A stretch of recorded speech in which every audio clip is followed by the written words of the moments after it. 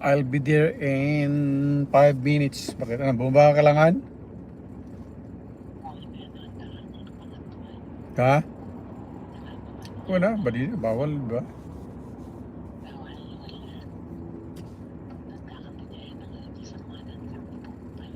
Oh, dito yung kalasang wanan ka. Baka wanti pagparking nga.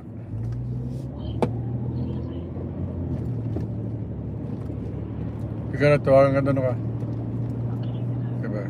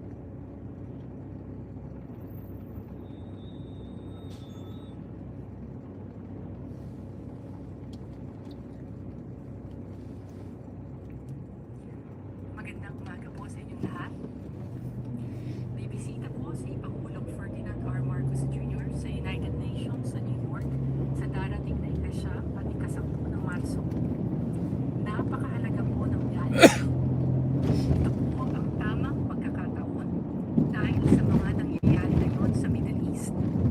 Ang UN ang pinakaangkop na lugar upang manawagan ng ating Pangulo para sa kapayapaan sa Middle East at sa kaligtasan ng lahat ng mga sibilyan, lalo na ng ating mga kababayan.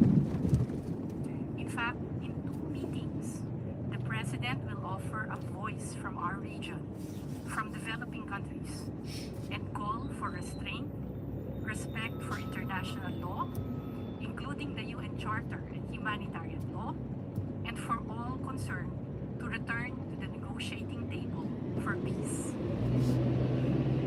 Magsasalita po ang Pangulo sa 70th session ng Commission on the Status of Women o CSW 17. He will also highlight here the Philippines' commitment to promote, advance, and protect the rights and well-being of women and girls. Magsasalita rin po siya sa isang special session ng UN General Assembly.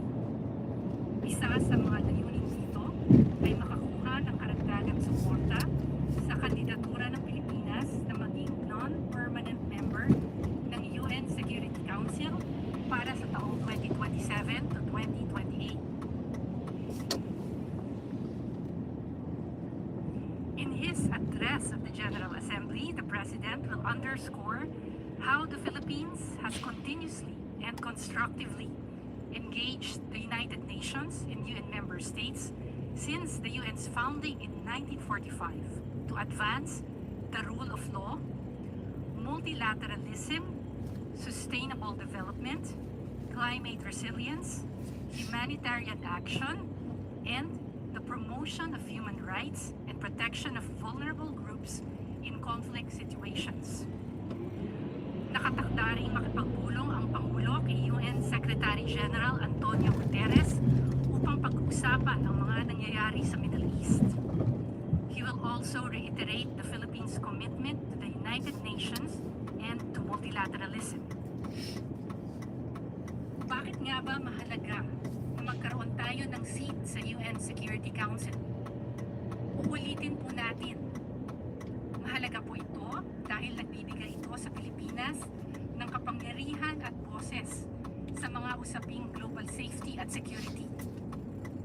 Importante po ang mga usaping ito para sa mga Pilipino at mga mamamayan mula sa mga developing countries.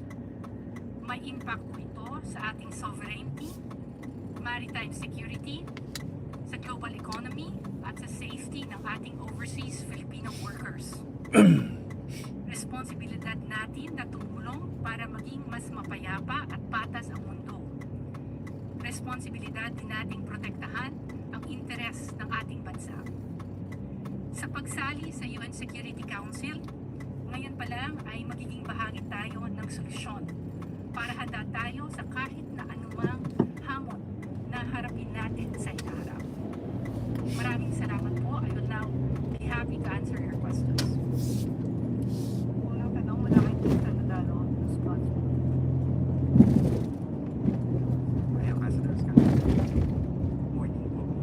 Apart from this meeting with UN Secretary General Antonio Guterres, are there any other world leaders that he's expected to meet during this visit? No, Even a meeting with US President Donald Trump is not on the table. wala po. Just to, of course, sabi niyo nga po, the President would raise the issue in the Middle East. Do we expect the President also to raise concerns regarding the South China Sea and other regional issues? Regional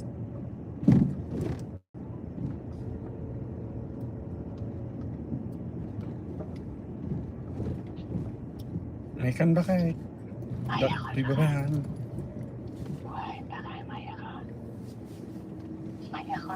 Okay.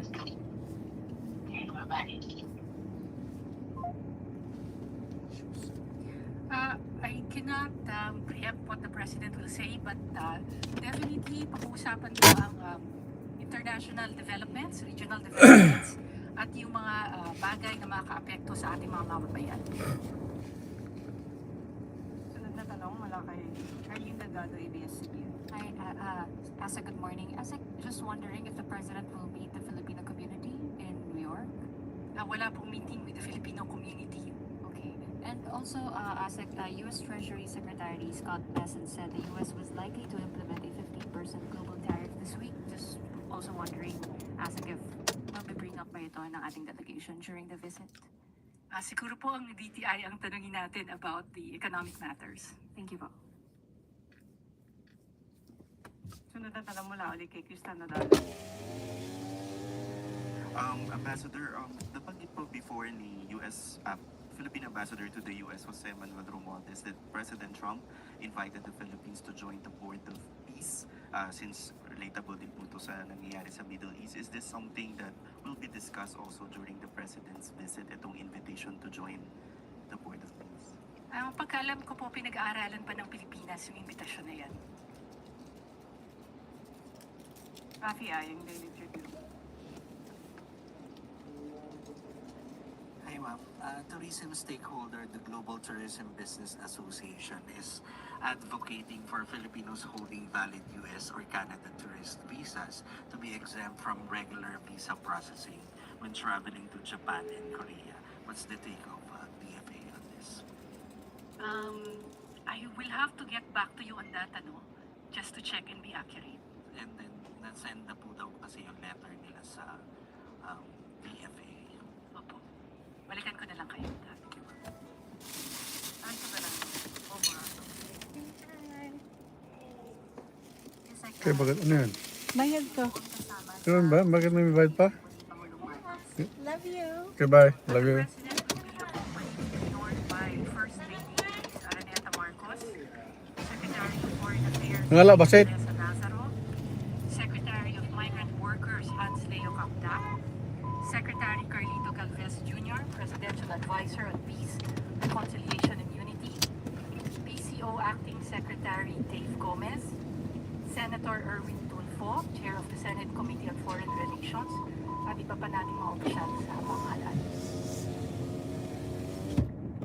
Sunod na tanong mula kay Eugene Fernandez, IT.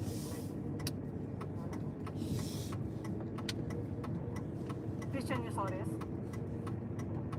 Wala na kong tanong mula sa Malacanang Press Corps. Maraming salamat po, Assistant Secretary Angelica Escalona.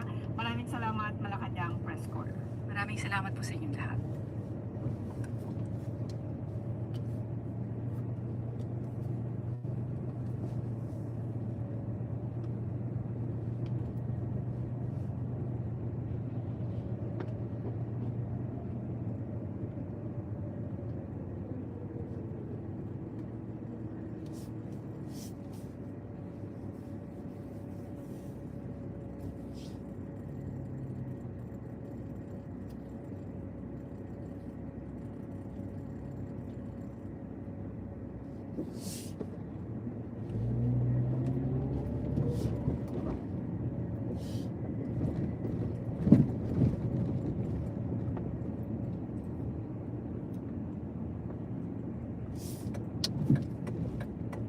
Mga idol, good morning sa ating lahat.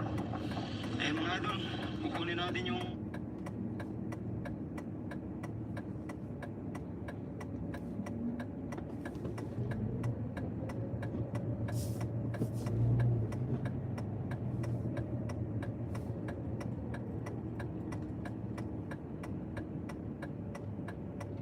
araw sa Ethics Committee sa House of Representatives ngayon.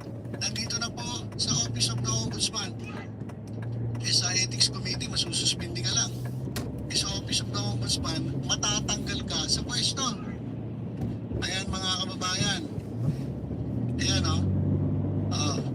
Ayan ang mga kababayan. Walisin ang mga bastos sa gobyerno. Sino ba yung nandun sa ano?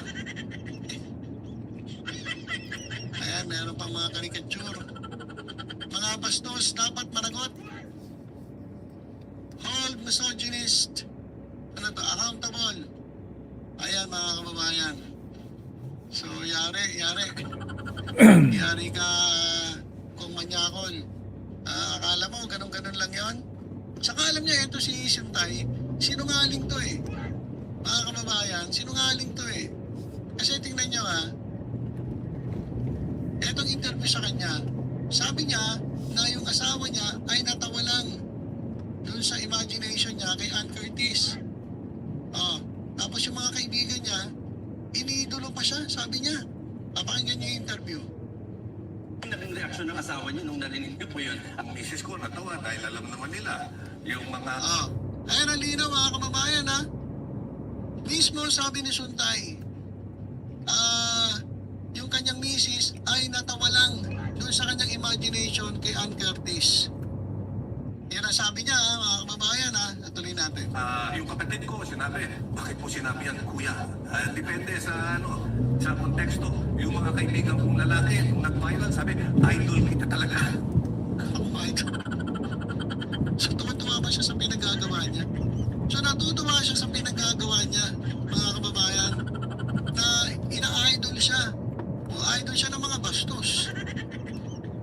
Ha? Tuwa pa siya ha? It depends on how people appreciate it. Ang naging reaksyon ng asawa niyo nung narinig niyo po yun? Okay, so yan mga kababayan. So sabi niya, natawa daw ang asawa niya doon sa kanyang imagination kay Ann Curtis. Ito ngayon ang pahayag ng kanyang asawa. Okay. Ito ha. Ayon po sa DZRH News, sabi ng asawa niya, please leave me and my children out of this. Kasi mga kababayan, talaga naman pong binabash na sila. Etong si Suntay, nadamay na yung kanyang pamilya. Kasi binabastos na rin yung asawa niya, pati yung kanyang pamilya. Yung sinabing analogy ni Suntay ay pinapalitin nila. Imbis na Ann Curtis ang nakaano ron na sinasabing ina-imagine niya, sabi ng ilang mga netizen ang ina-imagine nila ay yung asawa ni Suntay, pati yung dalawang anak na babae. So hindi na po maganda yung nangyayari, pero parang wala pa rin parang walang pakialam itong si Bong Suntay. Kaya sabi ni nung asawa ni Bong Suntay, baka pwede namang huwag nyo kaming idamay. O nilinaw ni Sheila Guevara na hindi siya sang-ayon sa naging pahayag ng kanyang asawa na si Quezon City 46 Representative Bong Suntay kaugnay ng Ann Curtis analogy na binanggit nito sa pagdinig ng House Committee on Justice. So hindi sang-ayon etong si Sheila Guevara, itong asawa ni Suntay. Itinanggi rin ni Guevara ang kumakalat na balita na umano'y tumawa siya at sinang-ayunan ang naturang analohiya ng kanyang asawa. So itong sinasabi ni Suntay kasinungalingan. Nag-invento, pati ba naman yung kanyang asawa, ginawa niya ng kwento na natawa lang daw. Hindi raw natawa, hindi siya tumawa. At ang nangyari mga kababayan, ito, yung si Sheila Guevara ay humingi po ng paumanhin sa actress na si Ann Curtis at sa pamilya nito. Loko talaga to si Suntay, no? Para lang ma-justify yung sinabi niya, pati ba naman yung asawa niya sasabihin na natawa lang. Yung mga kaibigan niya naging idol pa siya. Di ba, anong klaseng ka? Public servant. Gumagawa ka ng kwento, pati asawa mo nasisira, pati anak mo nadadamay dahil sa katarantaduhan mo. Tapos wala man lang parang walang remorse dito kay Suntay. So ito mga kababayan yung asawa niya, at siya po ay directly po nag-apologize kay Ann Curtis. Sabi niya mga kababayan, I want to be unequivocally clear. My children and I do not agree with and we do not condone an analogy made by Bong. The news February 28, 2026 nang magkasamang binomba ng US at Israel ang ilan sa mga mahalagang facility sa loob ng Iran. Nagresulta ito sa pagkakasawi ng ilan sa mga pinakamatataas na opisyal ng gobyerno at militar ng Iran kasama ang kanilang supreme leader na si Ayatollah Ali Khamenei. Bumawi ang Iran sa pagpapadala ng mga missile at drone sa Israel, Saudi, UAE, Bahrain at Qatar. Ayon sa mga opisyal na pahayag nila US President Donald Trump at Israeli Prime Minister Benjamin Netanyahu, isa daw sa mga pinakamalalaking dahilan ng kanilang ginawang pag-atake sa Iran ay ang pagkakabigo ng kanilang nuclear negotiations sa Iran. Matagal na daw kasing sinusubukan ng Iran na makagawa ng nuclear weapons at alam ng Israel at US na kapag nakagawa ang Iran ng nuclear weapons ay sila ang mga unang magiging target nito. Layunin din daw ng US at Israel sa kanilang ginawang pag-atake na palitan ang kasalukuyang pamumuno sa loob ng Iran. Ayon sa kanila, hindi raw kasi magkakaroon ng tunay na kapayapaan sa Middle East at sa buong mundo hanggat namumuno ang kasalukuyang Islamic government sa Iran. Tinuturing kasi na kaaway ng Iran ang US, Israel at ang ilan sa kanilang mga karating bansa sa Middle East kagaya ng Saudi Arabia. Pero bakit ba nagpupumilit ang Iran na gumawa ng nuclear weapons at bakit ba parang ang dami-dami nilang kaaway? Sa video na ito, pag-uusapan natin ang ugat nito sa kasaysayan. Noong August 19, 1953, nagkaroon ng isang kudeta sa Iran kung saan pinatalsik ang nooy Prime Minister na si Mohammad Mossadegh at nilagay sa kapangyarihan ang Shah o ang hari ng Iran na si Mohammad Reza Pahlavi. Noong mga panahong yan kasi, hawak ng UK ang langis sa Iran. Ibig sabihin, sila ang mas may kontrol at sila ang mas malaki ang share sa kita ng langis na nakukuha sa Iran. Gusto itong baguhin ni Prime Minister Mossadegh. Para kasi sa kanya, sa Iran nanggagaling ang langis, kaya dapat lang na ang mas malaking kontrol at ang mas malaking kita ay napupunta sa Iran. Kaya naman naglabas siya ng ilang mga panukala para baliktarin ang sitwasyon at mapunta sa Iran ang kontrol sa kanilang sariling langis.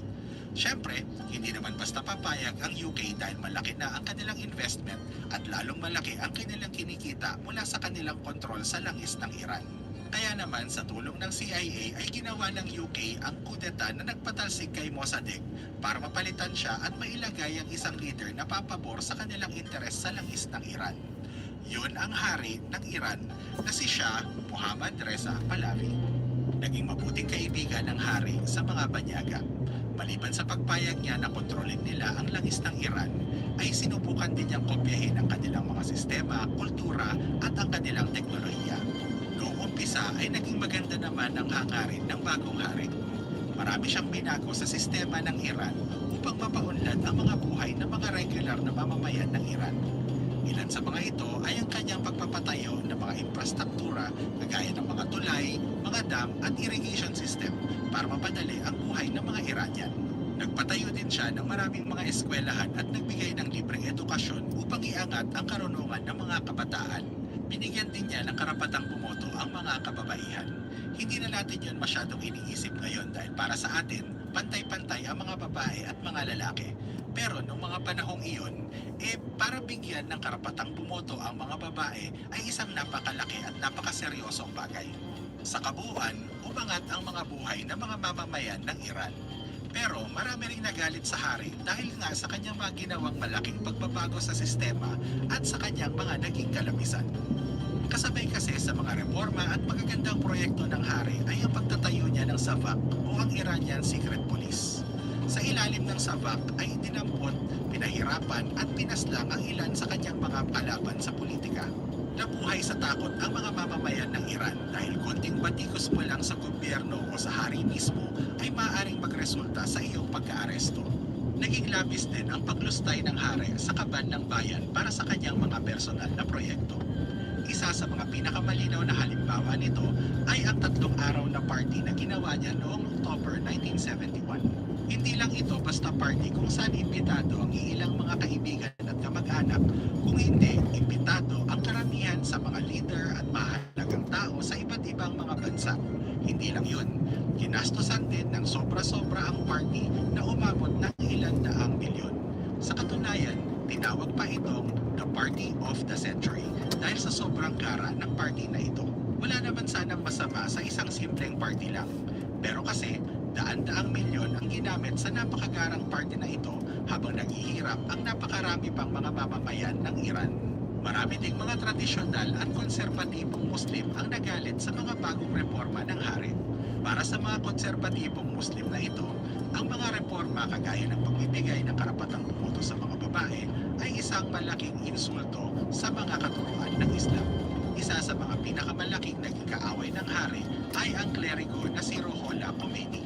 Para kay Khomeini, ang dapat na mamuno sa Iran ay ang mga religious leader o mga cleric na kagaya niya at ang batas na dapat sinusunod sa Iran ay ang Sharia law o ang batas ayon sa Islam. Dahil sa kanyang salungat na mga paniniwala at direktang pagkalaban sa hari, ipinatapon si Khomeini sa labas ng bansa noong November 4, 1964 at nagpalipat-lipat siya sa mga bansang Turkey, Iraq at France. Kahit na nasa labas na ng Iran ay naging malakas pa rin ang boses ni Khomeini sa pagtuligsa sa hari at sa mga sa palagay niya ay bulok na sistema na nangyayari sa loob ng Iran.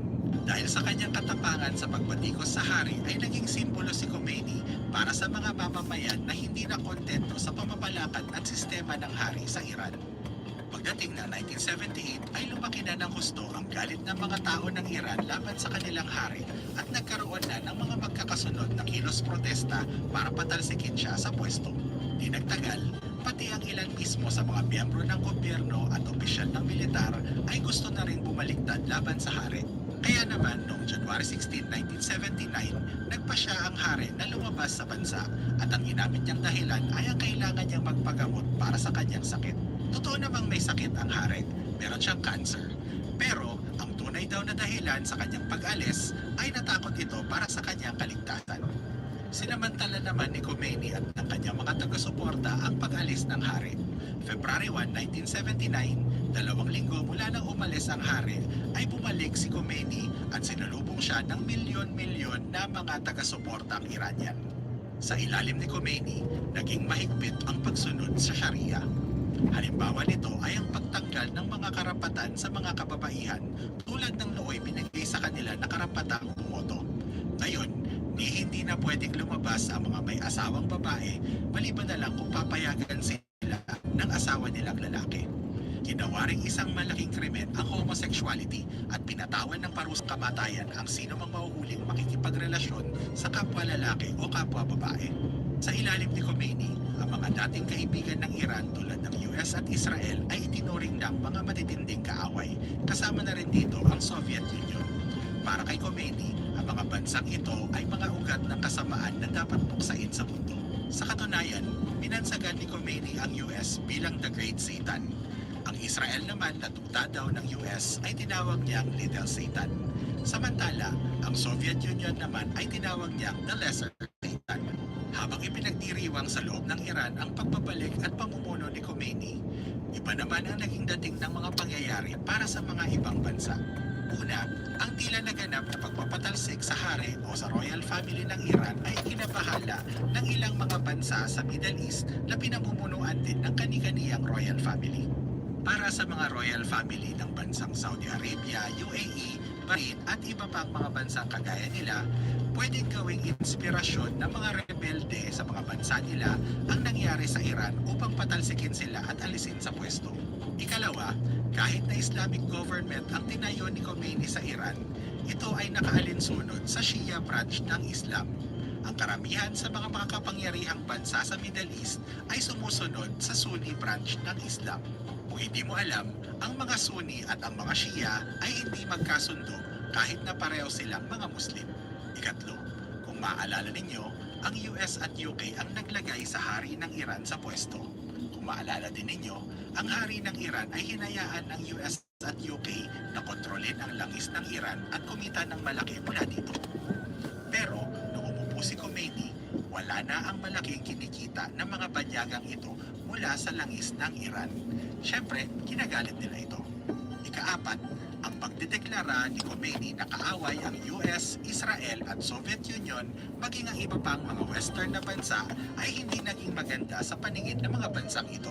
Kaya naman nagkaisa ang lahat ng mga bansang ito upang pabagsakin ang Iran. Ang ginamit nila, si Saddam Hussein. Kagaya ng Iran, ang Iraq ay isang Shia majority nation. Ibig sabihin, ang karamihan sa mga mamamayan ng Iraq ay kabilang sa Shia branch ng Islam. Pero ang mga namumuno sa Iraq, kabilang si Saddam Hussein na presidente ng Iraq, ay isang Sunni. Natatakot si Saddam na ang nangyari sa Iran ay pwedeng maging inspirasyon para sa mga Shia sa Iraq para magrebelde sila at patalsikin siya sa pwesto. Maliban pa rito, ay ambisyon din ni Saddam na angkinin ang mga oil wells ng Iran. Matagal nang alam ng mga kaaway ng Iran ang ambisyon ni Saddam. Kaya naman, nagkaisa sila na tulungan si Saddam upang sakupin ang Iran. Bilyong-bilyong dolyares ang dumaloy sa mga bulsa ni Saddam. Binigyan din siya ng napakaraming mga sandata at impormasyon upang lumaki ang kanyang kapangyarihan at masakop ang Iran. Pero sa kabila ng lahat ng ito, hindi pa rin nanalo si Saddam. Dahil sa nangyaring ito, naging malinaw sa Iran kung sino ang kanilang mga tunay na kaaway. Hindi lang pala ang mga banyagang tulad ng US, Israel at UK ang kanilang mga kaaway, kung hindi pati pala ang mga bansa na karating nila sa Middle East. Pumanaw si Khomeini noong June 3, 1989. Ilang pinuno na rin ang dumaan sa Iran mula noon hanggang ngayon. Pero hindi na nagbago ang posisyon ng Iran. Ang mga kaaway noon na tinuring ni Khomeini ay mga kaaway pa rin ng Iran hanggang sa ngayon. Misyon pa rin ng Iran na puksain ang US at Israel